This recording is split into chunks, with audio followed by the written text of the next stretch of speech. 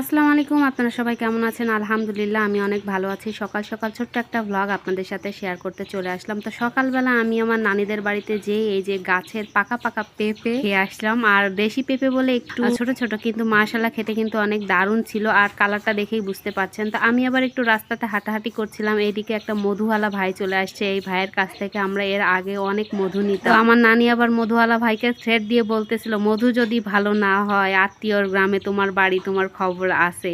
তো মধুওয়ালা ভাই কিন্তু এই জন্য হাসছিল। তো আমি অনেক আগে থেকে ওনার কাছে মধু নিতাম। মাঝের দিকে আমি বাড়িতে থাকতাম না, যার দরুন ওনার সাথে আমার দেখা হতো না। আর শীতকালের দিকে একটু আমাদের মধু কেনাই হয়, কারণ আমার যেহেতু ঠান্ডা সমস্যা, মধু খেলে কিন্তু অনেকটাই ঠান্ডা কমে যায়। মধু দেখে প্রথমেই আমার মনে হয়েছে যে ভালোই হবে, খারাপ হবে না। আর এখন তো ভেজালের যুগ, ভেজাল তো হইতেই পারে। তারপরেও সে আমাকে টেস্ট করায় তারপরে কিন্তু সে বিক্রি করে দিয়ে গেছে। তো কেজি নিয়েছিল 500 টাকা করে, বেশি বা কম নিয়েছিল কিনা অবশ্যই জানাবেন। ভাইটাকে বললাম আবার যদি ভালো কোনো মধু পান, চাক থেকে একবারে ভেঙে নিয়ে আসবেন, তারপরে আমাকে দিয়ে যাবেন, যত টাকা কেজি নেবেন নিবেন, কিন্তু আমি ভালো মধু চাই। তো ভাইটা আসলে অনেক অমায়িক লোক ছিল, অনেক আগে থেকে যেহেতু ওনার সাথে পরিচয়। আমি কিন্তু ভাবছিলাম যে উনি হয়তো আমাকে 7-8 বছর পর দেখে চিনতে পারবে না, কারণ আমি যখন অনেক ছোট ছিলাম তখন কিন্তু ওনার কাছ থেকে মধু নেওয়া হয়েছে, যখন আমাদের এই বাড়িটা করা অল্প কিছুদিন হয়েছে। তো সবাই ভালো থাকবেন। আজকের ভিডিও এই পর্যন্ত। আল্লাহ হাফেজ।